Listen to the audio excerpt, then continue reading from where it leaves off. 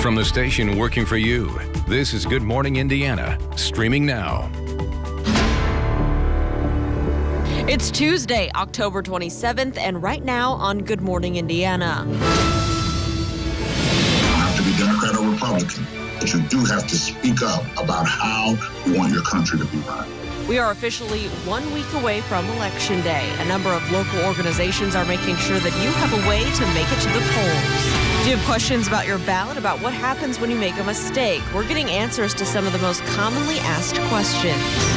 A lot of concern and fears with COVID-19 as companies try to figure out how to get you back to work.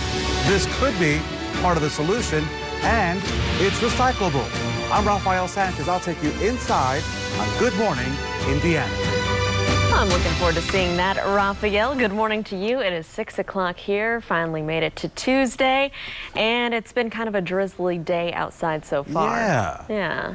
It is a good day, Lauren and Tatu. Just overlook those temperatures and just enjoy the fall foliage. Otherwise, it's just a blah day, right? Just like, Todd? Yeah, well, without a doubt, that's a good way to put it, because there's not going to be any sunshine here in the forecast today, and I hate to say that right off the bat, but it's just the way it's going to be throughout the day today. And with the lack of sunshine, temperatures are not going to do a whole lot. I guess the one good thing is we don't have that steady rainfall like we developed yesterday afternoon and into the evening hours, but we still have the dampness left over from that as you look here off towards the west. And you see a few areas of rain on radar here. To the north, it's snow, so we don't have to contend with that. That's good news. And don't be shocked if there's a quick passing shower for your morning commute, but overall we're just dealing with lots of clouds today. The bulk of this steady rainfall will stay to our south. There may be a few showers that sneak here to southern locations, and that should be just about it. Otherwise, we should be in pretty good shape. Now, temperature-wise, we are in the 40s right now, and as I mentioned, these temperatures really don't move a whole lot. We'll only go up a couple degrees here throughout the morning hours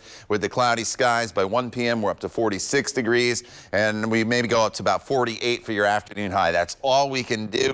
As far as rain goes, I mentioned the stray shower today, but some heavy rainfall heads our way in our near future. More on that coming up in just a few minutes. Todd, thanks. Let's take a look at traffic as we're heading out on the roads this Tuesday. This is I-69 near 106th Street up in Fishers. You can see traffic here is traveling smoothly northbound and southbound. No lane restrictions, no crashes in this spot to slow you down. So Hamilton County, no problems here along the interstate. We'll continue to keep a close eye on your roads, though, all around the metro area and keep you updated. It's 6:02 this morning. We are 1 week away from the 2020 general election. And Rafael, for many Hoosiers, getting to the polls is the first obstacle that they have to overcome. And this morning, WRTV's Kelsey Anderson, she joins us live with the resources available to Marion County residents. Kelsey, good morning. Hey, good morning. So we've been talking for weeks about different obstacles that voters are dealing with, whether it be those long lines, cold weather, rain, whatever it may be. But like Lauren just mentioned, the first obstacle a lot of voters are dealing with is just getting to their polling location in the first place. So that's where Souls for the Polls comes in. It's an effort put on by Crossroads AME Church and other ministries across Marion County. Here's a look at the 6 locations they are picking voters up at. They are placed throughout the city, and the bus or van would then take you to the city county building. And once you vote, they'll take you back to your original pickup location. Pastor Clyde Posey says it doesn't matter your political views. They just want to help you be heard. In a democracy, the truth of the matter is you vote whether you go out to vote or not. If you stay home and don't vote, you are helping in maybe an inadvertent way, but you're helping. By even not voting. So we don't want to do that. We want your voice not to be happen by default. We want you to say and express what you say by casting your vote. And so the final thing I'd like to say, Kelsey, is that what I love about Souls to the Polls is it unites the senior, millennial, and the newcomer to voting, all about one common cause. You don't have to be Democrat or Republican, but you do have to speak up about how you want your country to be run. Posey says they will be practicing proper social distancing protocols. They will have masks and gloves for riders. Plus, he tells me some of their vans and buses are ADA accessible, meaning they can help anyone get to the polls. Now take a look at the bottom of your screen right now. These are the numbers you can call to get a ride from Souls to the Polls. That's 317-821-7539, or you can call 802-951-4539. 4157. Again, they can pick you up at any of those 6 locations we mentioned earlier. And again, you just keep calling until they answer. If they're busy, you can, of course, leave a voicemail. Raphael? Keep calling indeed. That organization, of course, Kelsey, doing a great job, but are there other groups providing similar services in the area in an effort to get to people to the polls? Yeah, that's right, Raphael. There are several other organizations, including Uber, Indigo, and Go Vote Indy. So we'll have more on those organizations coming up in the next half hour. Reporting live, Kelsey Anderson, WRTV. Kelsey, thank you. And this morning, WRTV is working for you to make sure that you are prepared when you get to the polls. So we talked to Russell Hollis, the Marion County Clerk's Office Deputy Director, to get some answers about some of the most commonly asked questions when it comes to the process of voting. Here's what he had to say about how you choose your candidate and what to do if you think you made a mistake. You do not have to vote a straight party. Basically, a voter can vote however he or she wants. A voter can select straight party, or they can skip that race and individually select each candidate from each political party. The express vote machine allows you to go back, so you can press the back button and you can change a selection. Well, there are staff members on hand ready to answer any questions you might have. The clerk's office recommends you print a sample ballot online, do your research at home. That way you'll be prepared and you can help to keep the line moving. And we have a link to a sample ballot that you can look at and download online. It's at WRTV.com. And if you're wondering if it's okay to document your voting experience, you are allowed to take a ballot selfie as long as you're not capturing the votes of another voter. And tonight is the final debate for the candidates vying to be Indiana's governor. Incumbent Governor Eric Holcomb, Democrat Woody Myers, and Libertarian Donald Rainwater will answer questions submitted by the public. Like in the previous debate, it will be a virtual style debate with the candidates in the same studio, but they'll all be in separate rooms as a COVID-19 precaution. WRTV will stream the live debate. You can watch it on our website, WRTV.com, on Facebook and on Twitter. Raphael. As our Democracy 2020 coverage continues this morning, a couple of questions. Should the vice president be campaigning after members of his team tested positive for COVID-19? And as Lauren just mentioned, tonight is the final debate between the gubernatorial candidates. But will that debate even matter? WRTV's political insiders are talking on this Tuesday. We saw last week the 3 men running for governor of Indiana sort of hash out the issues. They did not need a mute button, but they talked about the issues. Will this make a difference in any way, Megan Robertson? I don't think so. My guess is there won't be a lot of people tuning in as long as there's no kind of, real issue where Eric Holcomb makes a huge mistake. I just don't see it really having an impact on the race. These debates can be incredibly helpful to get your message out, especially for Woody Myers because he's not on television. And Donald Rainwater, it'll be really interesting to see if he's peaked. It really seems like a few weeks ago he was really gaining steam, and the air feels like it's being let out of the balloon a little bit, especially because our COVID cases keep going up. Should Vice President Mike Pence be campaigning after a number of his staffers came down with COVID-19? Now, granted, the administration says that the vice president is being considered an essential worker. You can be an essential worker from a lot of places. And so if I were coaching the vice president, I would say, no, you probably shouldn't be out there. When Kamala Harris got exposed to COVID because somebody working on a flight that she was on had been exposed, she took 4 days off of the trail. Any other American who is exposed to COVID-19, which the way Mike Pence has been, is required to quarantine for 14 days. That's the rule. And he apparently doesn't think the rules apply to him. I think it tells you a lot more about Mike Pence than the image that he's trying to present. But we don't really need to convince people of that in Indiana because they know him and they know what he's like. Our political insiders, we thank you for your insights. Democracy 2020, our coverage continues right now on WRTV.com. As a reminder, Election Day is next Tuesday. We have everything that you need to know, all in just one easy place to find. You can find information about early voting, plus profiles of the candidates that will be on your ballot. All of that information right now at WRTV.com/election 2020. Let's turn now to a major issue for voters, and that's the coronavirus pandemic and the impact it's having on our Hoosier lives. COVID-19 cases continue to rise in the state. For the fifth straight day, Indiana surpassed the 2,000 new cases mark for the virus. To date, 164,581 Hoosiers have tested positive for COVID-19. This morning, 13 more Hoosiers are reported to have died with the virus. Since March, 3,907 Hoosiers have died with COVID-19. An additional 236 people are believed to have died with the coronavirus but did not have a test confirming that they were infected. Hospitals across the state continue to see an increase in COVID patients, and so state health officials say the numbers are comparable to what they were in the first weeks of the pandemic. Over the weekend, the number of hospitalized patients with COVID exceeded 1,600 for the first time since mid-April. As of this morning, 1,634 Hoosiers are hospitalized with COVID-19. Hospitals are seeing an increase in the percentage of ICU beds occupied by COVID patients. So here are the numbers. Right now, just under 33% of the state's ICU beds are occupied by COVID patients.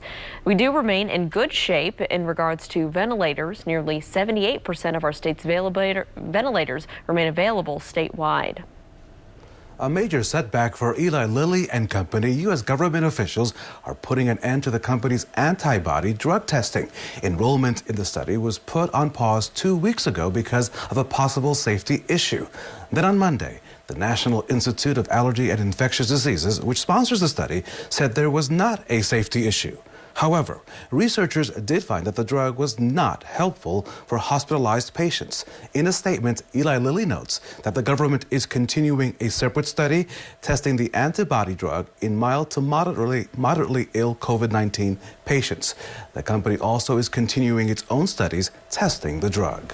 Nearly 600,000 low-income Hoosiers will get to keep their health coverage for years to come. The state's Healthy Indiana Medical Insurance Plan, or HIP, has been extended for the next 10 years. HIP is the state's alternative to the traditional Medicaid expansion. The federal approval also includes a 5-year extension of some of the newer components of HIP that includes treatment for substance use disorder and serious mental illness. HIP was created back in 2007 under Governor Mitch Daniels. It was then expanded in 2015 under then Governor Mike Pence. Help is on the way for businesses that want to provide outdoor dining in the upcoming winter months. The city of Indianapolis and Visit Indy announced a $1 million grant program. That announcement came on Monday. Establishments can be reimbursed up to $2,500 for expenses related to winter preparedness. That money can be used for things like heaters, adding or expanding outdoor seating capacity, canopies, or other necessary PPE.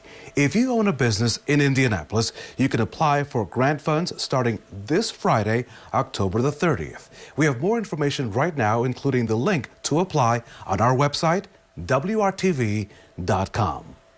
Well, a nonprofit is highlighting the growing opportunity for businesses to hire Hoosiers with disabilities. Coming up, the positive impact these workers are having and how you can learn more. Todd. And Lauren, so far this month in Indianapolis, we've seen over 4 inches of rain. This is on the heels of what was a very dry September, but we are going to add even more rain to this forecast and that number that you see on your screen in the coming days. In fact, we may add 1 to 2 inches more of rainfall. We'll break it down for you coming up in your WRTV Storm Team Forecast.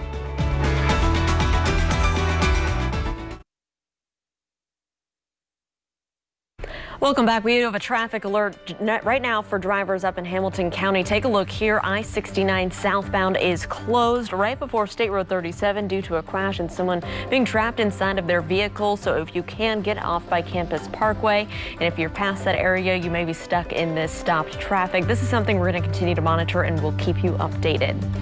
So October is National Disability Employment Awareness Month, and a nonprofit is helping employers find ways to include those with disabilities in their workforce. Easter Seals is a nationwide nonprofit that helps those with disabilities find jobs. In honor of this month, they're hosting a webinar today to inform employers about the positive impact these employees can have on their business and the resources to get started. The CDC says about 61 million adults in the U.S. have a disability. I really think it's important as a society to recognize that we've got this great population, these talented folks who are special needs, who have special needs, but they're just as capable in working in mainline businesses, mainline types of stores, bakeries, retail, and they're just as eager to work. So Easter Seal says more businesses in central Indiana have begun to hire Hoosiers with disabilities. So if you're interested, you can participate in this webinar. It's this afternoon at 4 p.m. You can find a link to register on their website. Just go to easterseals.com. Very cool. All right, Todd, as folks are heading out there this morning, maybe heading out on the roads or heading to the bus stop, what do they need to know? You know, as you walk out the door, it's got that damp feel out there from all that rain that we saw yesterday evening, but there's no real additional rainfall out there as far as what it's going to hamper your morning drive. You may have to throw your windshield wipers on briefly with a spot shower or two, but definitely nothing heavy. And you can kind of see the dampness there when you looked off to the west with the dreary conditions. Temperature-wise, we're in the 40s, so it's a cool morning. You'll definitely need to have the jacket handy as you get going on this Tuesday, but it could be a lot worse. Look at these temperatures just off to our west. It's 11 right now in Denver, 18 in Minneapolis. In fact, freezing in El Paso, Texas right now with a temperature of 32, and even Dallas is at 38. So Dallas, Texas right now is colder than it is here in Indianapolis. And thankfully, the real core of this cold air is going to retreat back up to the north. It's not going to progress to the east. But the dividing line between the relatively warmer temperatures that we're seeing and that really cold air is acting kind of as a roadway for a lot of moisture to head in our direction. So we had the rainfall yesterday. Here's the few spot showers that are out there this morning. So don't be shocked if you see them. They're just not widespread, and they're also very, very light. But you can see along that temperature contrast that I just showed you where all this precipitation is, and it's streaming in our direction. Now, most of this should stay to our south, may clip our southern counties. For those of you in Bedford, down towards Seymour and Columbus, you may get into a brief period here of a light, more steady rainfall, but the further north you are, it's just some spotty showers here throughout the course of the day. And you can see this on TrueCast, and TrueCast is probably even overdoing this a little bit. I think it's just some hit or miss rain that's out there throughout the day. The one exception is later on this evening. Once we get past a sunset, so this is after 7 o'clock, there may be a period this evening where we deal with a little bit of a more light but steady rain that's going to stream through the area. So the rain chances not zero today, obviously, but they're not as high as they were during the day yesterday. But overall, it's just going to be kind of cloudy and damp, and a good day to probably just stay indoors if you have to. But if you can venture outside at times, just have to bundle up a little bit with your high temperature only up to 48 degrees. Now, this evening temperatures will be in the 40s with that little period after sunset for the potential of more of a light, steady rain to move through. And then for the day tomorrow, the best opportunity for sunshine will be the first half of the day. The clouds will build back in as we work our way into the evening hours tomorrow with temperatures in the mid-50s. And then we get into the potential for some flooding issues here across central Indiana. We have Hurricane Zeta in the Gulf of Mexico going to make landfall tomorrow at some point along the Gulf Coast. And then we have another area of low pressure, and the two of these are going to team up and kind of head in our direction. And exactly how well they phase together will determine how much in the way of rainfall that we'll see. But I think Thursday potentially at this point looks to be fairly wet with 1 to maybe 2 inches of rain. It's windy as well with a temperature of only 51 degrees. It will not be a pleasant day. And there could be some flooding concerns, especially in southern locations where maybe over 3 inches of rain could fall. The good news is for Friday and then Halloween weekend and turning the clocks back, we start to dry out, but it's chilly with temperatures in the 50s and then lows in the 30s, including most likely a pretty hard freeze as we get into Monday morning.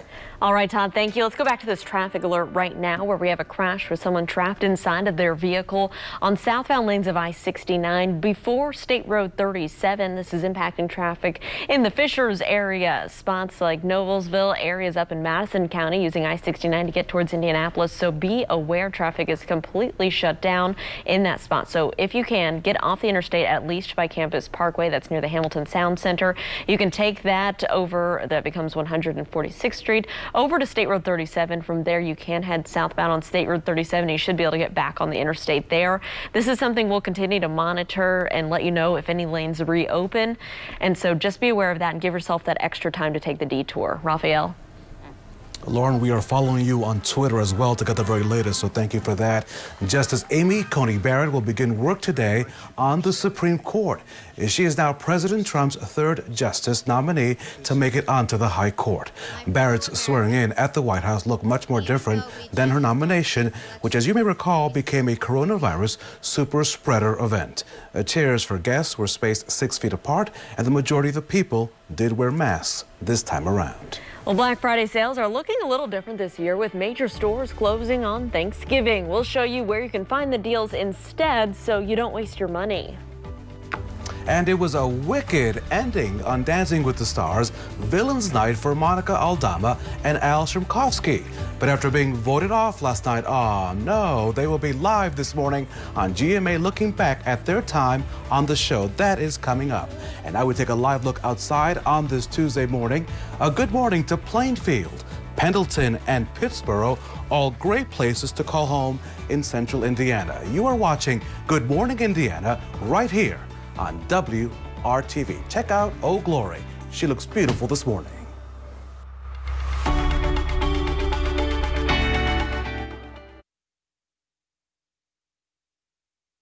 It is 6:25 here on our Tuesday. Raphael, let's chat about what's trending at 6. So, Lauren, how do you hold your cell phone? That is a big issue as we look at this trending 6 story. People are starting to report a bizarre side effect of holding your cell phone too long. But doctors aren't ready to diagnose this problem just yet. The problem is a bend in the pinky finger due to how a person holds their cell phone. Cell phone users named it smartphone pinky and blame it on holding the phone with their thumb over the screen and the bottom balancing on the pinky finger. Doctors say there's no clinical evidence the condition exists, but say it could be a form of repetitive strain. So watch how you hold your cell phone. You don't want to get hurt. Right. That's scary. All right, Raphael. Well, many people have been waiting in those long early voting lines all across the country. And so to help keep the voters entertained, a group here in Philadelphia is getting them to dance. Performers and artists with the Joy to the Polls held a little concert outside for hours to lift voters' spirits. We know here in Indianapolis, local singers are also performing at Luger Plaza, keeping the folks entertained, Raphael.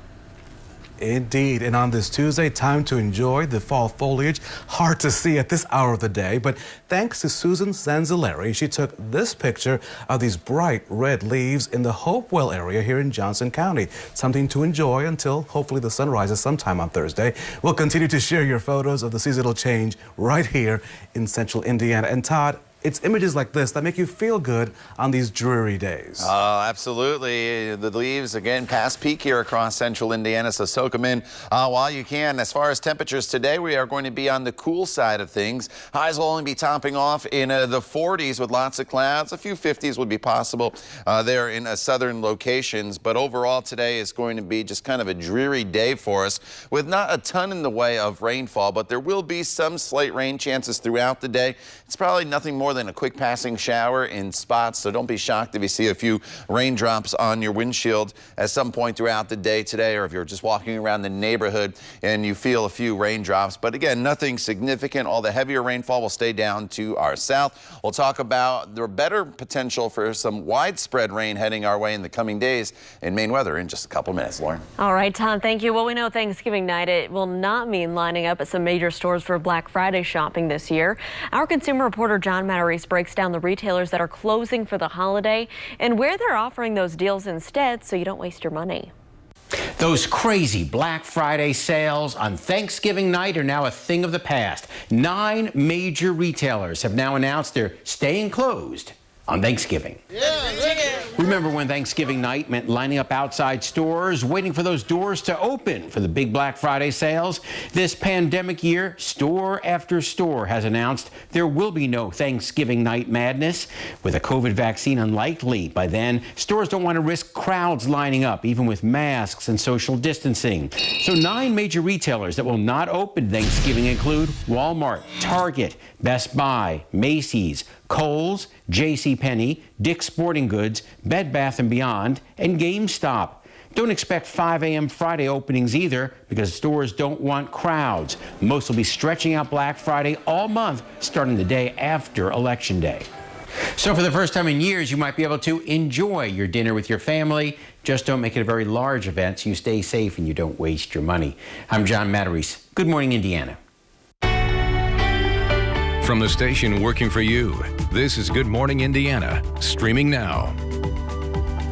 Now on Good Morning Indiana on this Tuesday morning, this is your 6:30 news feed. A northern Indiana man who was shot by police earlier this month has died at a hospital. Police say that William Sendelbach stabbed his 10-year-old son Caden back on October the 8th. The boy later died from his injuries. Sendelbach was shot by police after they say he fired at 2 officers, injuring one of them. And the U.S. Department of Agriculture has approved Indiana's plan to allow farmers to commercially grow hemp. The plan takes the pilot program from the Office of a State Chemist and transitions it to allow commercial hemp production. The approved plan allows hemp growers to be independently licensed. Applications will open in November for the 2021 growing season. Today is your last chance to eat at downtown Indy's gourmet burger spot, Burger Study. The restaurant announced Monday that it will be closing today.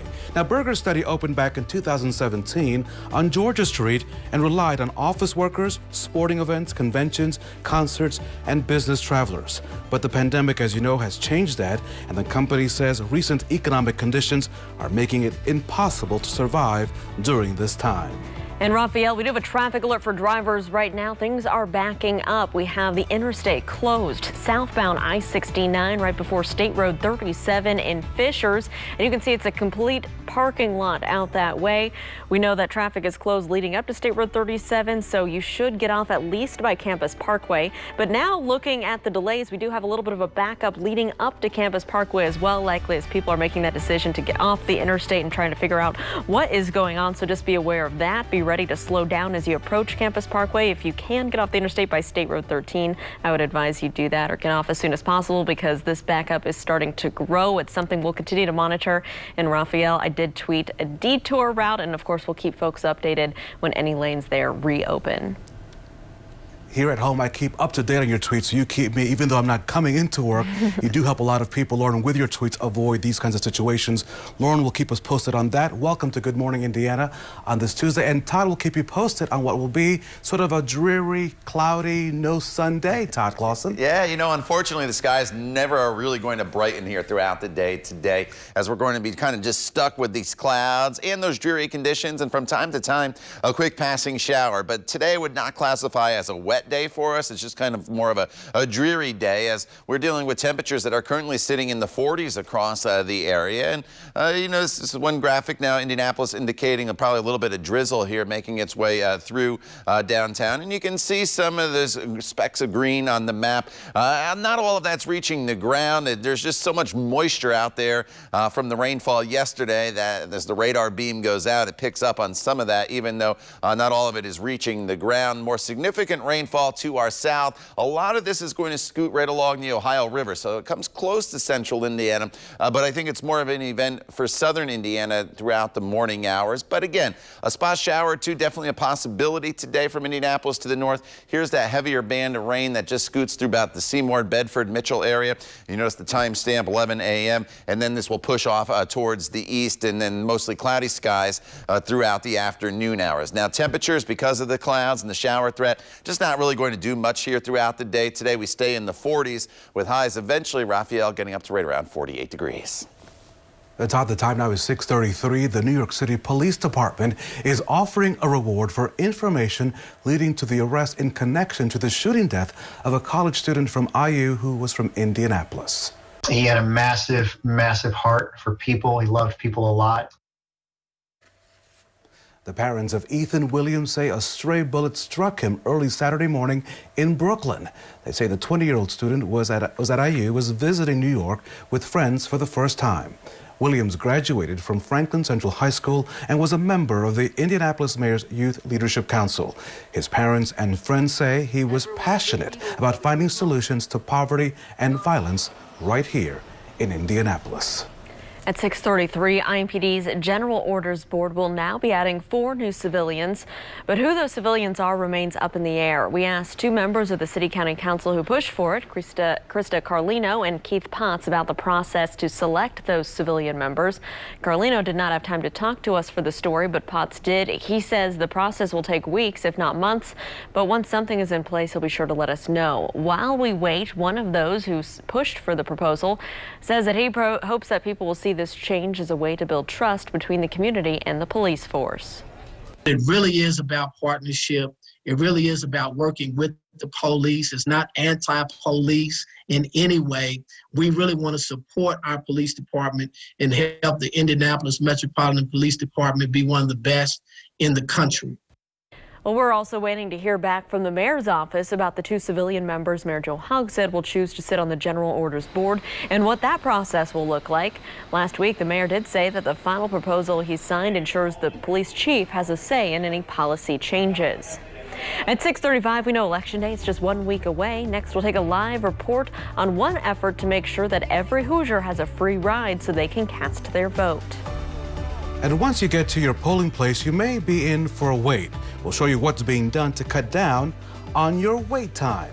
You're watching Good Morning Indiana on this Tuesday, October the 27th, right here on WRTV.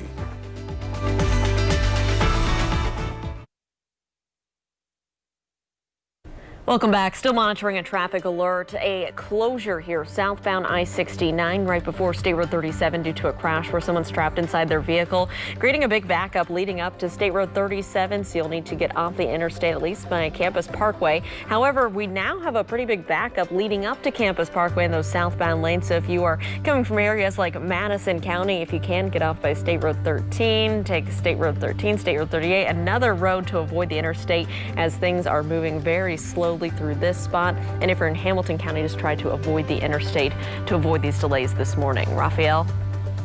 And now to our Democracy 2020 coverage. 1 week until the final votes are cast in the 2020 election. And for some Hoosiers, getting to the polls, Lauren, can still be a big problem. That's right. And so our Kelsey Anderson is joining us live this morning with a program that's making sure that anyone who needs a ride to the polls can get one. Kelsey, good morning. Hey, good morning. So we've told you for weeks now about several of the woes that voters are going through, whether it be those long wait times waiting in the rain or when it's really cold outside, having to wait outside because of that social distancing. But the number one obstacle people are dealing with, the first thing they have to overcome, is getting to the polls in the first place. And that's where organizations like Indigo's Fixed Routes and Open Door Services, they're going to be offering fare free rides on November 3rd from the start of service until 10 p.m. Go Vote Indy is also joining them, and rides through them are available on Election Day. Uber is offering 50% off your fare on Election Day, and Lyft is offering free rides. There's also Souls to the Polls we told you about in the last half hour, and Pastor Clyde Posey says they are doing everything they can to keep voters safe. They may have lost their car. The car might be down and unable to fix it. There's senior reasons, there are health reasons, disabilities.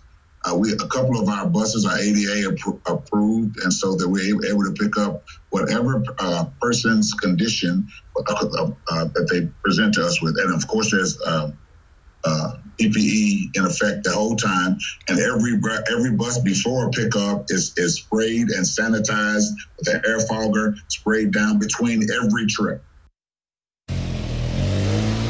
So as you heard Dr. Posey say, they will be practicing social distancing and having PPE on those buses and vans as they have them. And again, they are ADA accessible, so anybody can get a ride. So for more information on these organizations that are helping you get a ride to the polls, head over to WRTV.com. Reporting live, Kelsey Anderson, WRTV. Kelsey, thank you. It is 6:40. Wait times to vote early in Marion County were as long as 7 hours over the weekend.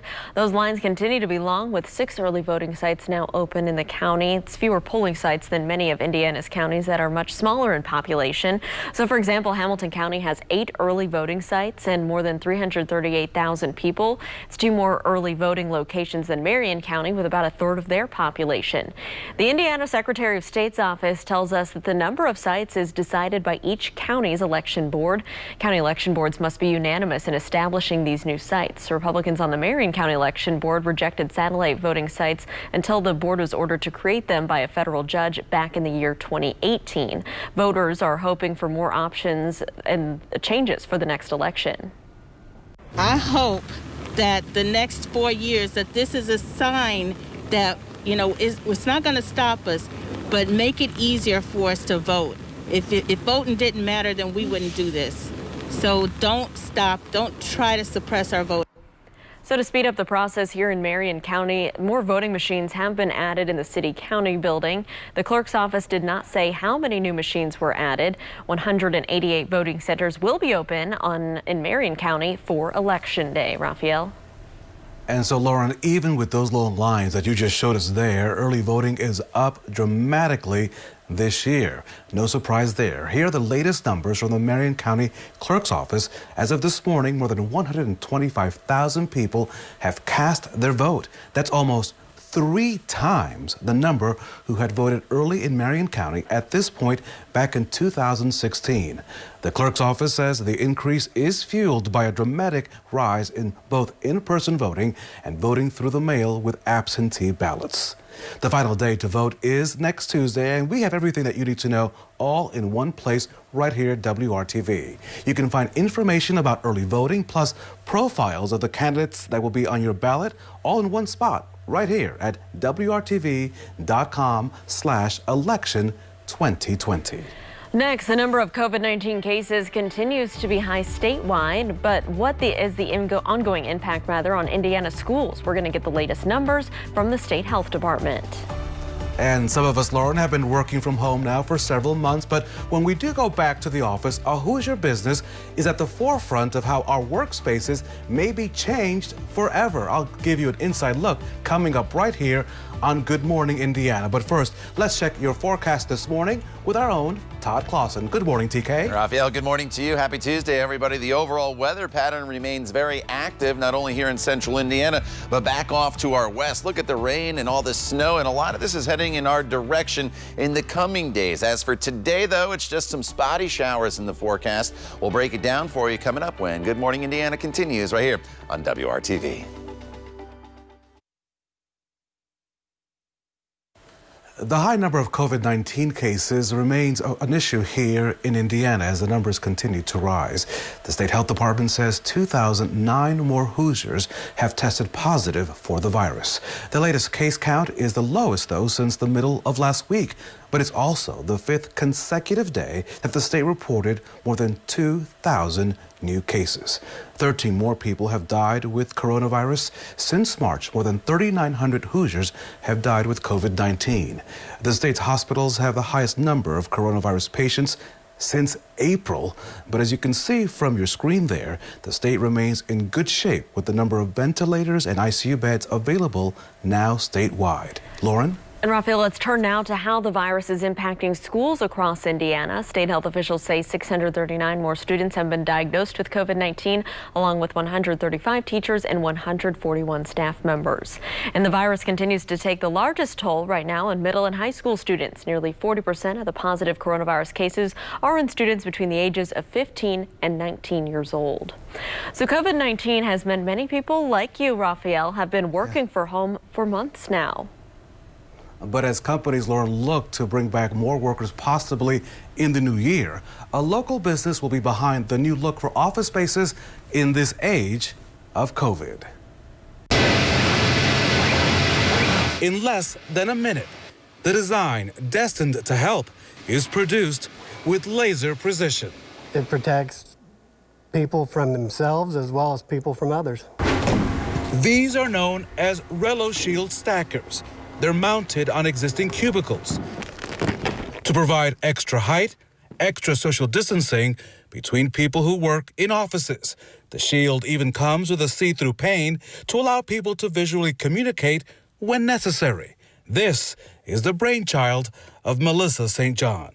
The majority of employees are still very fearful to return. Her company, Relocation Strategies, has spent the past several months helping businesses figure out ways to reconfigure workspaces to allow people to return to work where possible. I thought I need to come up with something that's temporary, affordable, and that can be recycled when you're done, and it doesn't damage the furniture. I've not been to my desk at WRTV now for several months. I get to work from home. But this setup here is meant to be another layer of security for those returning to their workplace. We all know that people wear masks, but we all know that people do the little cheat and they pull it down over their nose. And so if I'm like uber scared and I'm in my area and I see somebody through there, at least there's separation between us. A look at what may pop up in your workplace or school. A measure of separation to help people from getting sick. St. John tells me that she is working with a number of businesses across the country and government groups to update their office spaces. That is the new look in 2021. This morning, the shield that you may need may be an umbrella, as it may be raining for the next couple of days.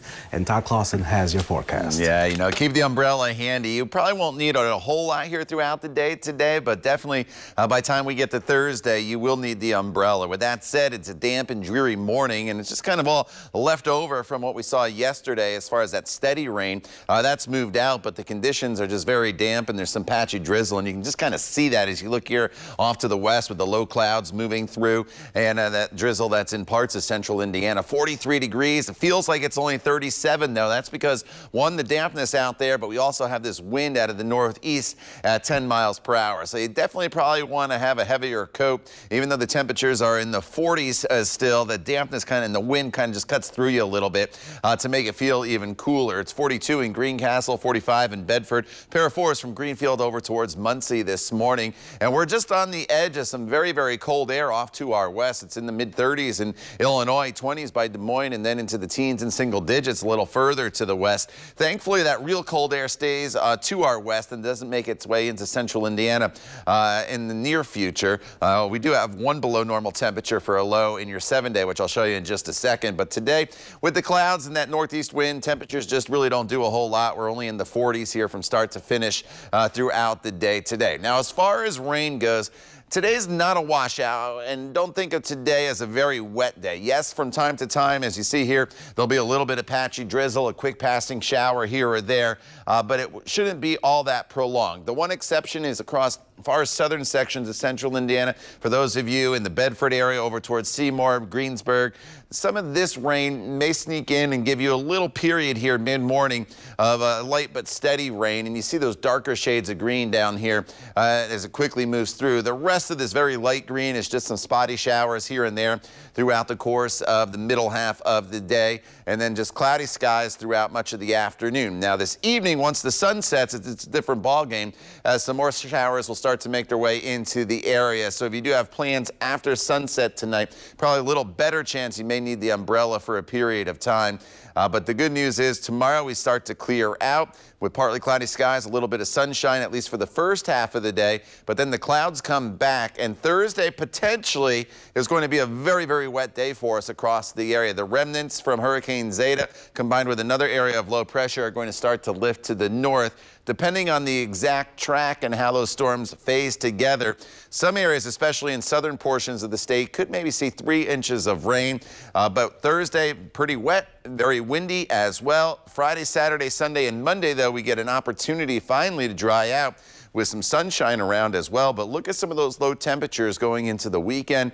Right around freezing Saturday morning, Monday morning, probably in the 20s in most locations. And of course, don't forget to turn your clocks back 1 hour Saturday night into Sunday morning. Lauren. All right, Todd, thank you. Keeping you updated on this traffic alert we're monitoring in the southbound lanes of I-69 right before State Road 37 there in Hamilton County. We had a vehicle crash and a person trapped. They have got that vehicle up on a wrecker this morning. Traffic is back moving in the left lane, but you can see it is crawling there as you're traveling southbound. So we still have quite a big delay as you're heading towards State Road 37. We have delays a few miles back heading towards that area. Also still some slowdowns heading towards Campus Parkway, and a little bit of a slowdown even right before State Road 13. So all of those exit ramps as people are getting off there are slow. So just keep that in mind. Give yourself that extra time, and we'll be right back after the break.